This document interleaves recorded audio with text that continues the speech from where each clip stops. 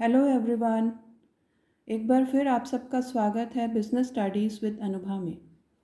तो फ्रेंड्स, हम फेयोल्स प्रिंसिपल्स पढ़ रहे हैं। हमने अपने पिछले वीडियोस में division of work, authority and responsibility, discipline, unity of command and unity of direction पढ़ लिया है। अब आज हमें पढ़ना है ये सिक्स्थ प्रिंसिपल फेयोल का, subordination of individual interest to general interest. तो सबसे पहले हम समझें कि what is the meaning of subordination. तो सबॉर्डिनेशन का मतलब है नीचे रखना, ठीक है। तो हमें क्या नीचे रखना है? इंडिविजुअल इंटरेस्ट को नीचे रखना है। और किसके नीचे रखना है? जनरल इंटरेस्ट के। तो subordination of individual interest to general interest. According to Fayol, the interest of an organization should take priority over the interest of any one individual employee. तो फयोल ने क्या कहा है कि जो ऑर्गेनाइजेशन का इंटरेस्ट है या ऑर्गेनाइजेशन का जो गोल है वो किसी भी इंडिविजुअल एम्प्लॉय के इंटरेस्ट से पहले या उसके ऊपर रखा जाना चाहिए, मतलब उसे ज़्यादा इम्पोर्टेंस दी जानी चाहिए, ठीक है। हम जानते हैं कि इंडिविजुअल एम्प्लॉय का जो अपना पर्सनल ऑब्जेक्टिव है वो डिफरेंट होता है। मैनेजमेंट का जो ऑर्गेनाइजेशनल ऑब्जेक्टिव है वो डिफरेंट होता है।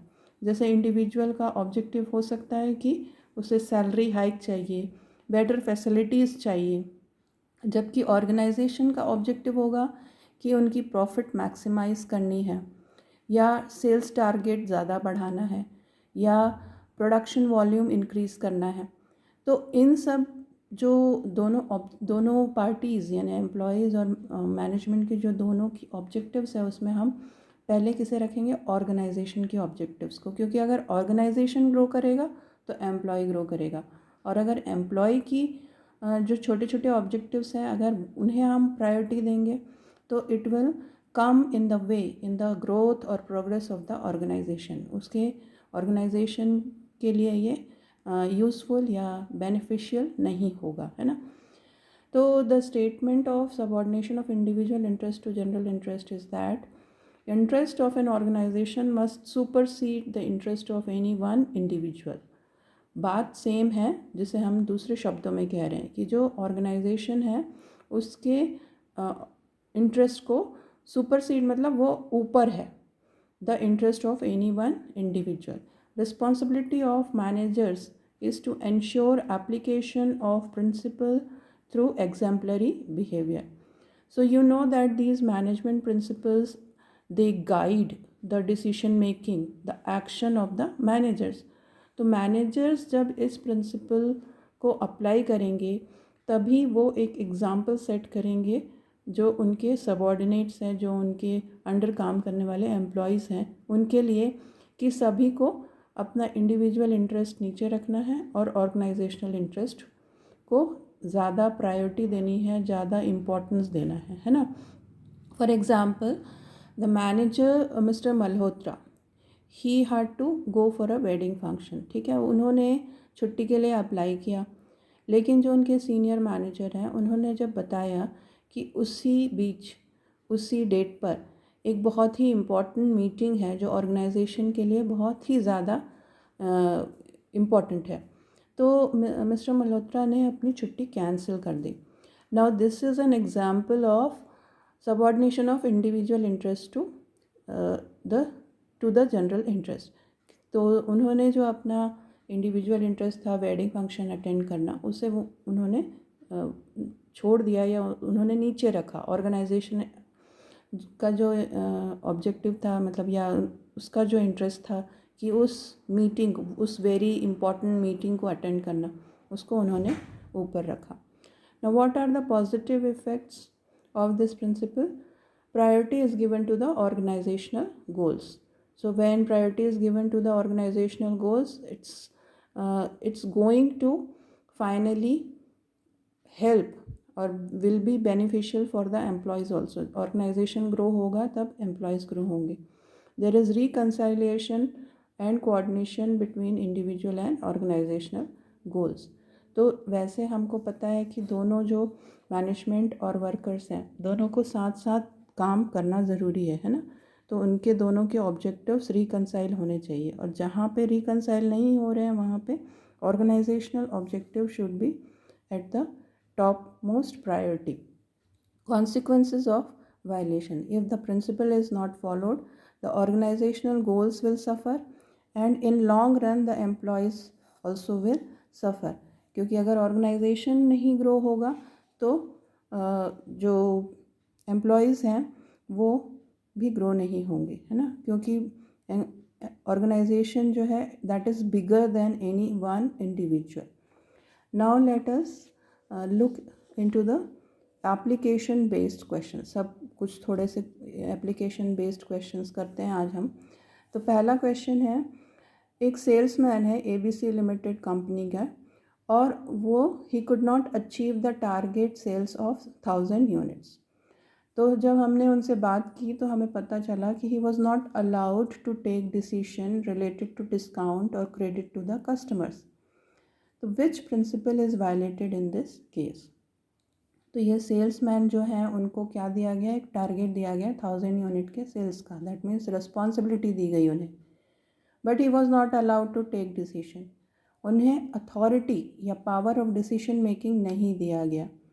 तो अथॉरिटी यहाँ पे क्या है, कम है, और मतलब बैलेंसिंग रिस्पॉन्सिबिलिटी की बैलेंसिंग अथॉरिटी नहीं दी गई है ना. तो हम ये कहेंगे कि यहाँ पे कौन सा प्रिंसिपल वायलेट हुआ है, principle of authority and responsibility. हमने पढ़ा है principle of authority and responsibility में कि अगर जितनी रिस्पॉन्सिबिलिटी है उतनी ही अथॉरिटी नहीं मिलती है तो पर्सन इनएफेक्टिव हो जाता है या हैंडीकैप हो जाता है. ठीक है. Then second question is, Voltech India limited manufactures LED bulbs, it is running losses. ये कंपनी जो है इसको लॉस हो रहा है. To revive the company management shifted unit to the backward area. अब मैनेजमेंट ने ये बैकवर्ड एरिया में क्यों शिफ्ट किया, क्योंकि वहाँ because of low labour cost there.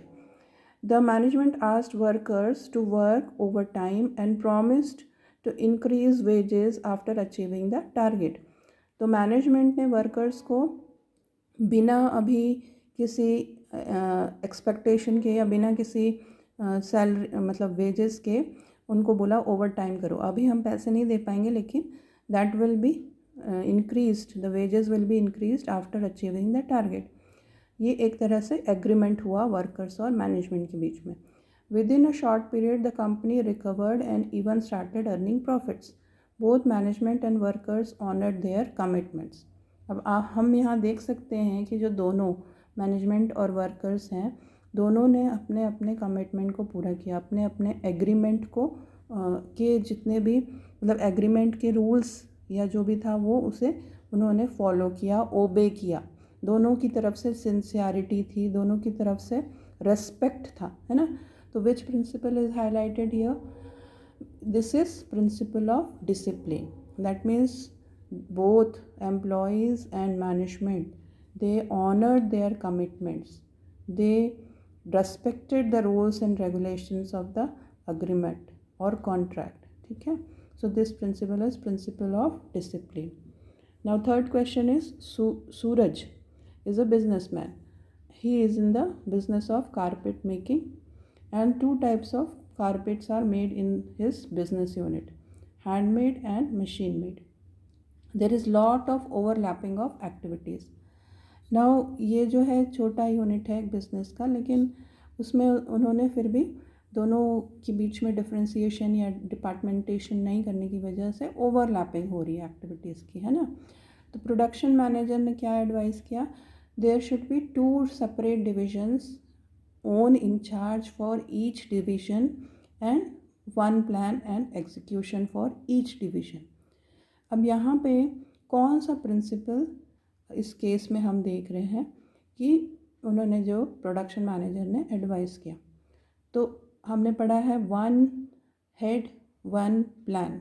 क्या है वो? Unity of direction. यहाँ पे भी हम बोल रहे हैं कि हर डिवीज़न के लिए एक हेड होना है और एक प्लान होना है. So here the principle is unity of direction. So thank you for watching. Keep watching and sharing the videos.